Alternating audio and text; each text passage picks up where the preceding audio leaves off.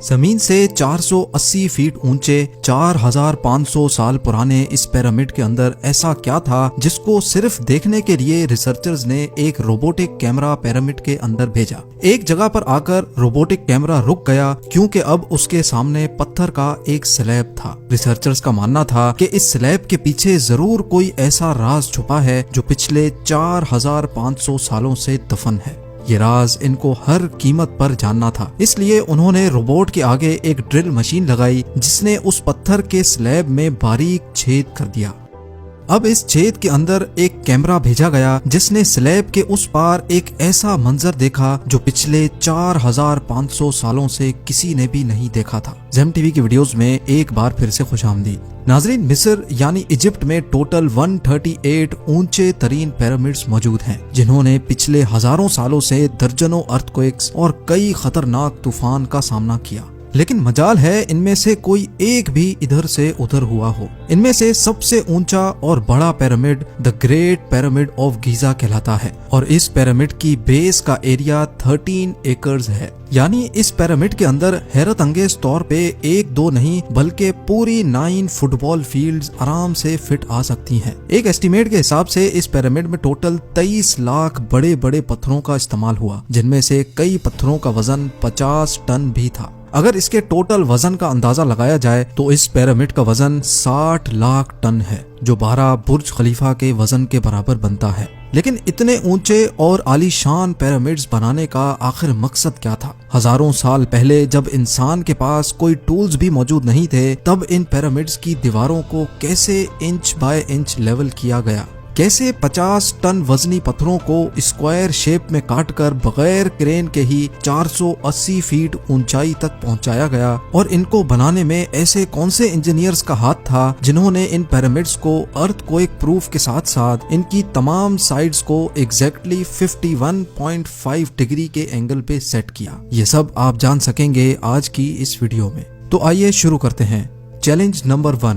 कई सदियों से मुख्तलिफ रिसर्च टीम्स इस पिरामिड की कंस्ट्रक्शन टेक्निक जानने के लिए सर जोड़कर बैठी थीं कि आखिर इस पिरामिड की हर side exactly north, south, east और वेस्ट पे बगैर कंपास के कैसे सेट की गई होंगी। कई एक्सपर्ट्स का मानना है कि उस टाइम के आर्किटेक्ट्स ने सबसे पहले ऐसी जमीन तलाश की होगी जो लाखों टन वजनी पत्थरों का वजन झेल सके। उसके बाद पोलर स्टार्स यानी वो सितारे जिनकी मदद से अर्थ के पोल्स का पता पड़ता है, उनकी मदद से पिरामिड की हर साइड को मार्क किया गया।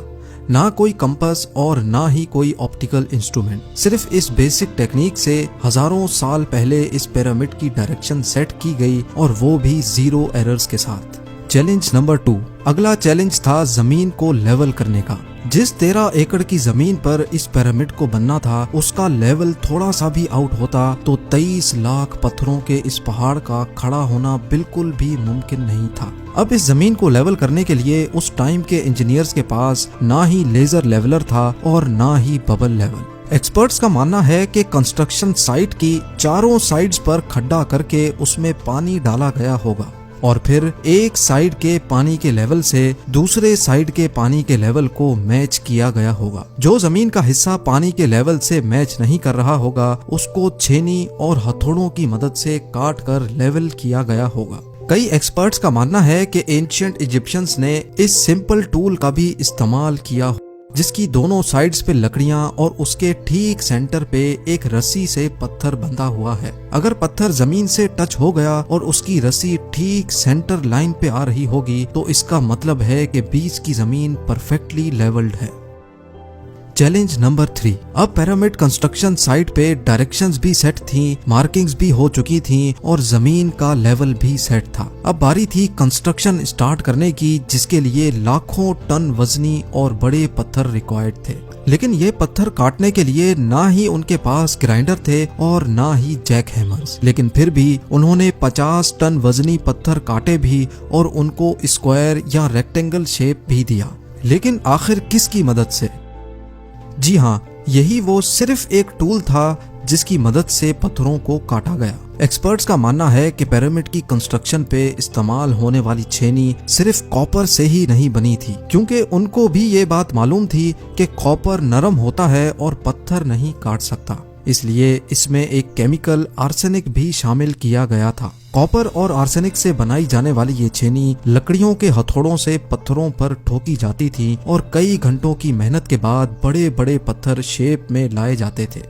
Challenge number 4। अब चूंकि ये खास किस्म का पत्थर जिसको आज लाइम स्टोन कहा जाता है, उसकी कटाई पिरामिड कंस्ट्रक्शन साइट गीजा से 250 किलोमीटर दूर टोरा के शहर में हो रही थी। अब मसला था ये पत्थर गीजा तक ट्रांसपोर्ट करने का। हर एक पत्थर 50 टन यानी 50,000 केजी के बराबर था, जो तकरीबन 3 पैसेंजर बस के वजन के बराबर बनता है। और ऐसे 23 लाख पत्थर सिर्फ एक पिरामिड में इस्तेमाल होना थे। इतना ज्यादा वजन ट्रांसपोर्ट करने के लिए ना ही उस दौर में कोई जानवर काम आ सकता था और ना ही उनके पास ट्रक्स मौजूद थे। हत्ता कि अगर आजकल के जदीद दौर में भी ये काम करना पड़े तो ट्रांसपोर्ट कंपनीज को अच्छा खासा टफ टाइम आएगा।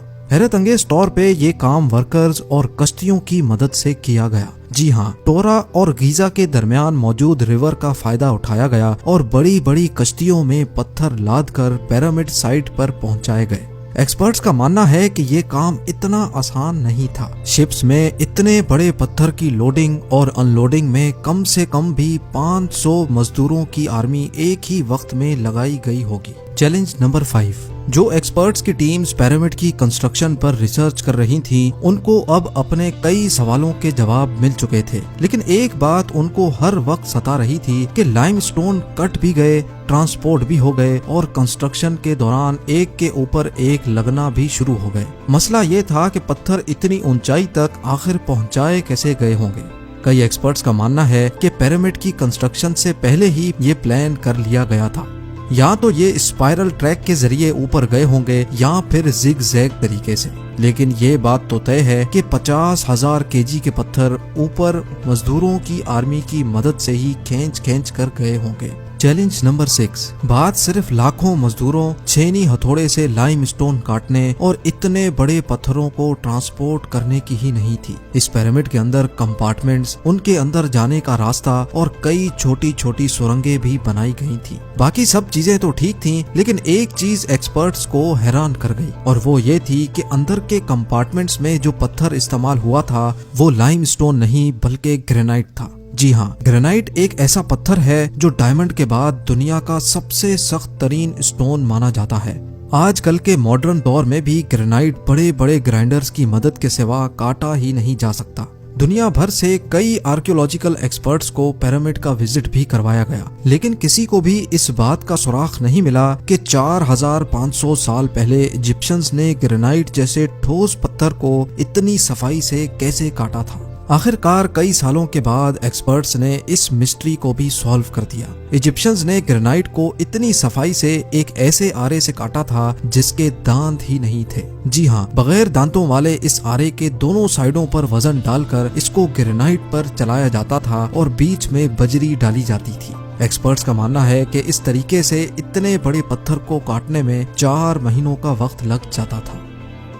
आखिरकार पिरामिड्स बनाने का मकसद क्या था?